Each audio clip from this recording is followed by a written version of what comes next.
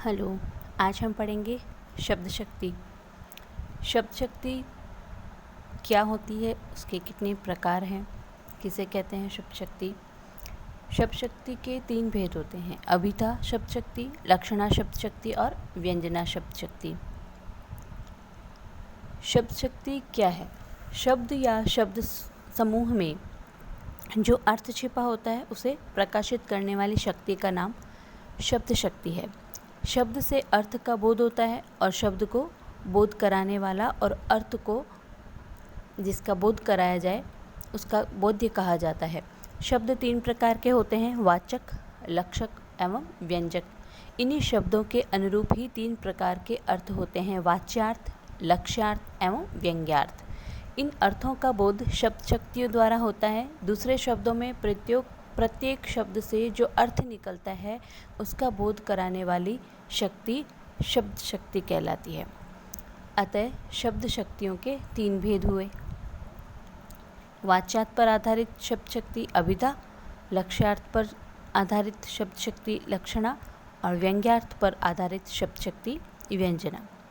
तो यहाँ ध्यान रखने वाली बात यह है कि वाच्यार्थ कथित होता है। वाच्यार्थ मतलब जो बोला जाए वाचन के द्वारा। लक्ष्यार्थ लक्षित होता है और व्यंग्यार्थ व्यंजित होता है, ध्वनित, सूचित या प्रतीत होता है। तो काव्य शास्त्र ने अभिधा के लिए व्याकरण शास्त्र का सहारा लिया, लक्षणा के लिए मीमांसा का, लेकिन व्यंजना के लिए उसने अपना अलग रास्ता बनाया। अभिधा शब्द शक्ति देखते हैं हम। शब्द को सुनते ही अथवा पढ़ते ही श्रोता या पाठक उसके सबसे सरल प्रचलित अर्थ को बिना अवरोध के ग्रहण करता है। अवरोध कहते हैं रुकावट को। तो बिना किसी रुकावट के जो शब्द हम सुनते हैं उनको पढ़ते हैं वैसा कि वैसा उसका सरल शब्दों में उसका अर्थ ग्रहण करता है, वह अभिधा शब्द शक्ति कहलाती है। दूसरे शब्दों में शब्द की जिस शक्ति से उसके सांकेतिक यानी प्रसिद्ध अर्थ का बोध हो उसे अभिधा कहते हैं। अभिधा शब्द का पहला व्यापार है शब्दोच्चार के साथ ही जिस अर्थ का बोध होता है वह उस शब्द का मुख्य अथवा वाच्य अर्थ है। शब्द और उसके मुख्य अर्थ में जो संबंध होता है उसे वाचक वाच्य संबंध कहते हैं। शब्द वाचक होता है और उसका मुख्यार्थ वाच्य। अभिधा शब्द शक्ति के उदाहरण देखिए। मोहन पुस्तक पढ़ रहा है, तो अब इसका अर्थ हम कैसे लेंगे कि मोहन पुस्तक पढ़ रहा है, साधारण है।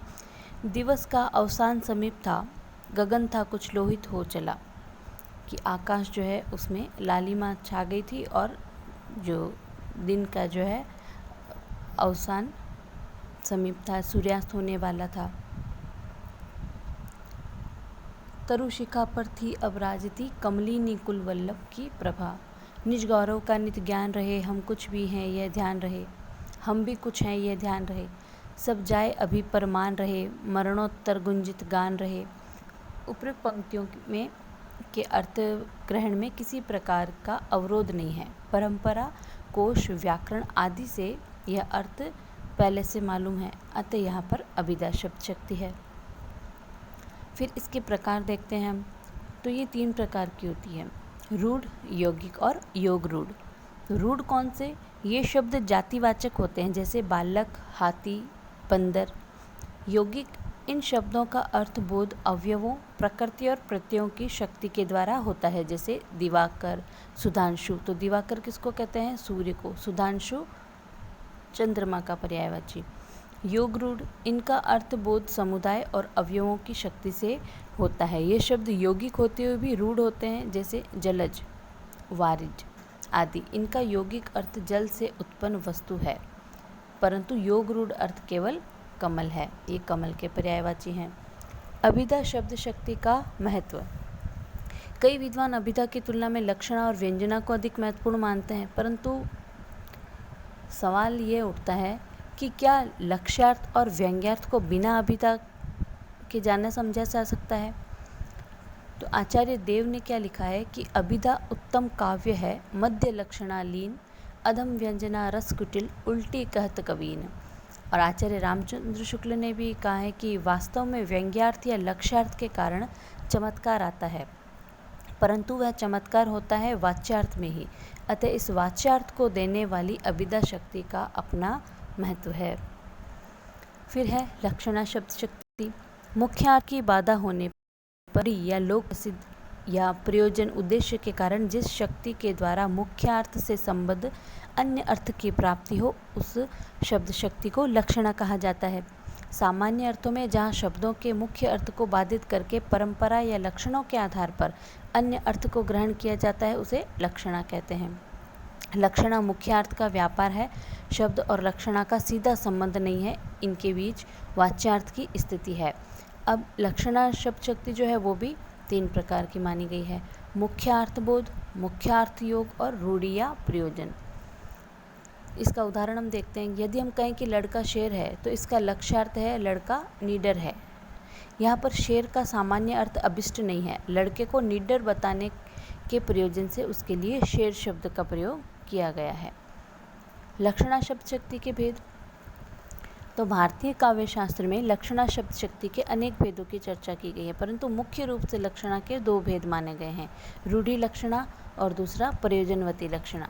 रूढ़ि लक्षणा क्या है कि जहाँ किसी शब्द के नियत सांकेतिक अर्थ को त्याग करके उससे भिन्न अर्थ या लक्ष्यार्थ लिया जाता है, जो बहुत दिनों से रूढ़ि या परंपरा से नियत हो गया हो, वहाँ रूढ़ि लक्षणा होती है।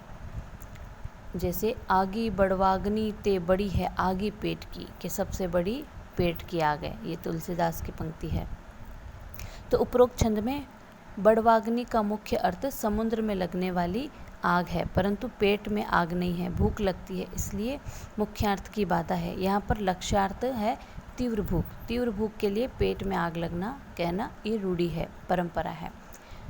फिर प्रयोजनवती लक्षणा। तो मुख्य अर्थ के बाधित होने पर जब किसी प्रयोजन या उद्देश्य के लिए किसी विशेष अभिप्राय से मुख्य अर्थ से संबंध रखने वाले किसी भिन्न अर्थ को ग्रहण कर लिया जाता है, उसे प्रयोजनवती लक्षणा कहा जाता है। दूसरे शब्दों में, जहाँ किसी शब्द का नियत अर्थ न लेकर के उससे भिन्न अर्थ या लक्ष्यार्थ किसी विशेष प्रयोजन से लिया जाए, तो वहाँ प्रयोजनवती लक्षणा होती है। जैसे उषा सुनहले तीर बरसाती, जय लक्ष्मी सी उदित हुई, उधर पराजित काल रात्रि भी जल में अंतर्निहित हुई।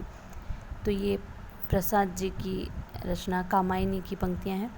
उपरोक्त छंद में प्रलय के समाप्त हो जाने की स्थिति का वर्णन किया गया है। यहाँ पर तीर का मुख्य अर्थ बाण है, पर लक्ष्यार्थ सूर्य की किरण है, जो प्रयोजनवती लक्षणा से ही सिद्ध हुआ है। तुम शुद्ध बुद्ध आत्मा केवल, हे चीर पुराण हे चीर नवीन। व्यंजना शब्द शक्ति।